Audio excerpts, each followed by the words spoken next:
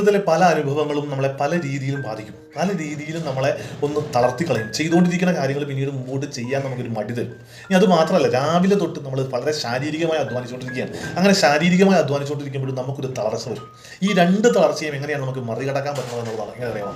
നമ്മൾ ഈ രണ്ട് തകർച്ചകളെയും നമുക്ക് മറികടക്കാൻ പറ്റുന്നത് ഈ അനുഭവങ്ങളിലൂടെയൊക്കെ നമ്മൾ പുതിയ പാഠങ്ങൾ നമ്മുടെ ജീവിതത്തിൽ ഉൾക്കൊള്ളുമ്പോൾ, പുതിയ ബോധ്യങ്ങളും കാഴ്ചപ്പാടുകളും ഒക്കെ നമ്മൾ ഉൾക്കൊള്ളുമ്പോഴാണ് നമുക്ക് ഈ ശാരീരികമായി ഉണ്ടാകുന്ന തളർച്ചകളെ നമുക്ക് അതിജീവിക്കാൻ പറ്റുന്നത്.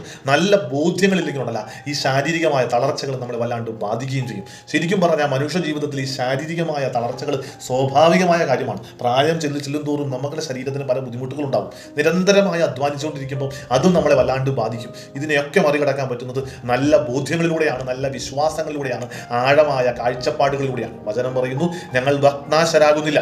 ഞങ്ങളിലെ ബാഹ്യ മനുഷ്യൻ ക്ഷയിച്ചുകൊണ്ടിരിക്കുകയാണെങ്കിലും ആന്തരിക മനുഷ്യൻ അനുദിനം നവീകരിക്കപ്പെടുന്നു.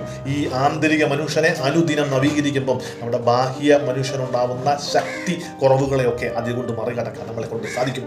ഈശോ നമ്മളെ അനുഗ്രഹിക്കട്ടെ.